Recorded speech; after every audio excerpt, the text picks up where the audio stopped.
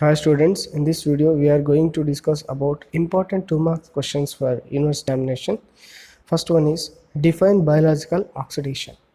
Biological oxidation is nothing but a respiration process in which ATP can be generated. In the process of generation of ATP, the inorganic compound serves as electron acceptor, and here nothing but oxygen can accept the electron, and it can be reduced to water molecule. The ultimate electron acceptor in the biological oxidation is oxygen, and the electron donor is nothing but organic compound or inorganic compound. Finally, in the process of biological oxidation, oxygen can be reduced to water molecule. In this process, ADP and PI molecule can be combined with and generates ATP. Second question, define redox potential. It can be denoted with the E naught, which is also known as oxidation reduction potential. It can be defined as it is a quantitative measure of tendency of a redox pair to lose or gain electrons. The redox pairs are assigned a specific standard reduction potential at pH 7 and 25 degrees centigrade temperature. The redox potentials of some biologically important redox systems are given in the table. The more negative redox potential represents greater tendency to lose electrons. The more positive charge, which can represents the greater tendency to accept electrons. In this picture, you can see the greater tendency to lose electrons, which is by succinate, and greater tendency to accept electron by oxygen molecule. Third question, write a note on PO ratio of biological oxidation of NADH and FADH2. The PO ratio is nothing but the number of inorganic phosphate molecules are utilized for production of ATP for every oxygen atom consumption. Here in the process of electron transport chain, one oxygen atom can be reduced to water molecule. In this process, H plus ions can be pumped out from mitochondrial matrix to intermembrane space. When NADH involved in the process of electron transport chain, it can donate the electrons to the complex one, and it can be carried to the oxygen atom reduced to water molecule. In this process, 10 H plus ions can be pumped out from mitochondrial matrix to intermembrane space. For each 3 H plus ions, one ADP and PA molecule combines and generate one ATP molecule. So overall, 10 H plus ions can generate 3 ATP molecules. At the same time, when FADH2 involved in the electron transport chain, it can donate the electrons to the complex 2, and in this process 6 H plus ions can be pumped out from matrix to intermembrane space. So 6 H plus ions can generate 2 ATP molecules. The PO ratio for NADH is 3 is to 1. At the same time, the PO ratio for FADH2 is 2 is to 1. And sometimes it can be represented with the PO ratio for NADH is 2.5, and for FADH2 it can be 1.5. Fourth question, draw the structure of ATP synthase complex. The ATP synthase complex is mainly involved in the oxidative phosphorylation. It is having F0 F1 subunit. The F0 subunit is made up of protein C units, and F1 subunit is made up of alpha, beta and gamma subunits, in which gamma subunit is a channel like structure, and the alpha beta subunits are arranged around the gamma subunits alternatively. So this F0 subunit can be incorporated in the inner mitochondrial membrane. So the F1 subunit is present towards the mitochondrial matrix. When electron transport chain has been taken place, the H plus ions can be pumped out from mitochondrial matrix to intermembrane space. So that can generate proton gradient. To maintain the proton balance, the H plus ions which are present in the intermembrane space after electron transport chain has to enter into the mitochondrial matrix again. So that H plus ions can be enter into the mitochondrial matrix through the ATP synthase complex, and F0 subunit and Fn subunit can be helpful for that. So the F1 subunit is a channel like structure through that the H plus ions can be entered. For 3 H plus ions, one ADP and PA molecules combine and generate one ATP molecule. So these alpha and beta subunits can undergo for conformational changes, results into the generation of ATP.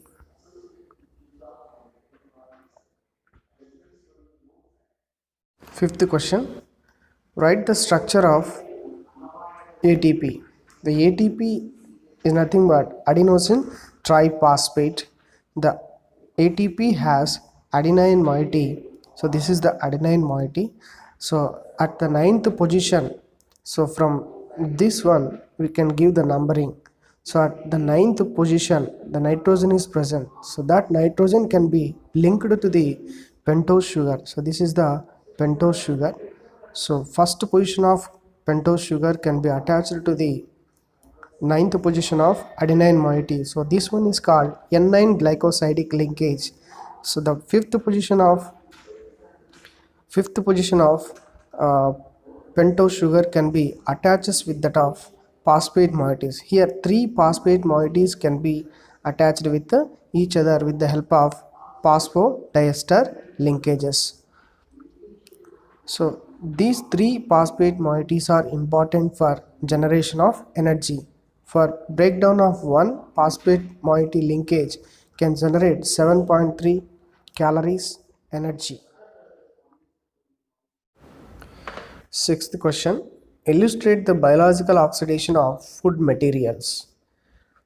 The food materials whatever you take, that is carbohydrates, fatty acids or amino acid, whatever you take, they can be converted into carbon dioxide and water molecule after complete digestion.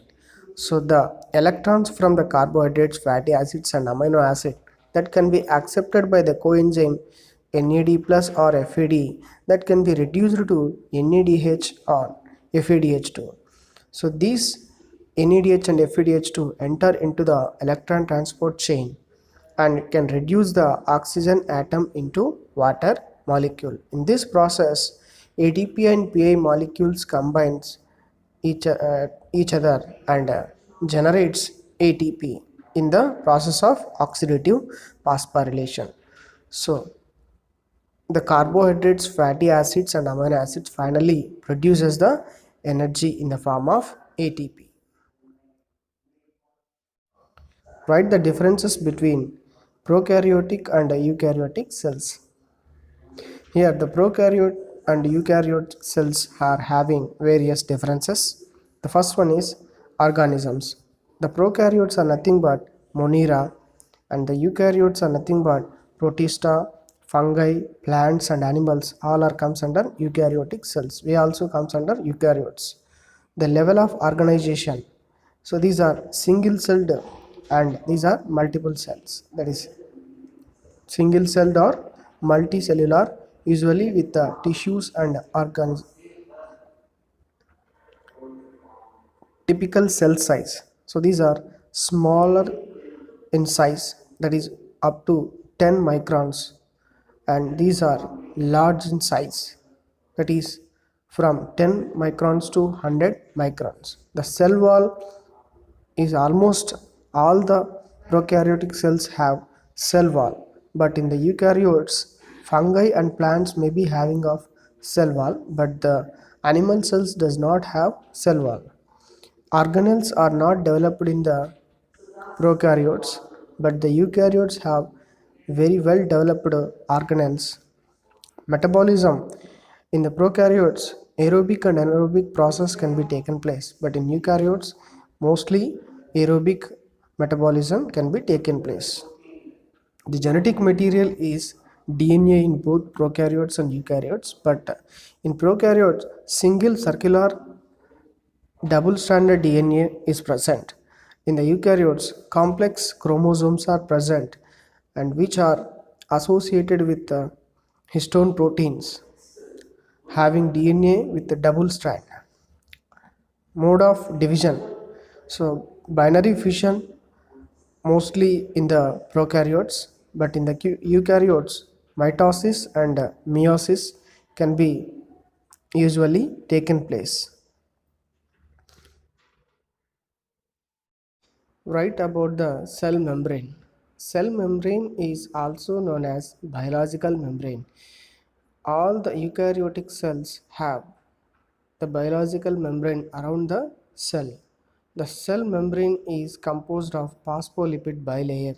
So this is the phospholipid bilayer which covers back to back to the membrane.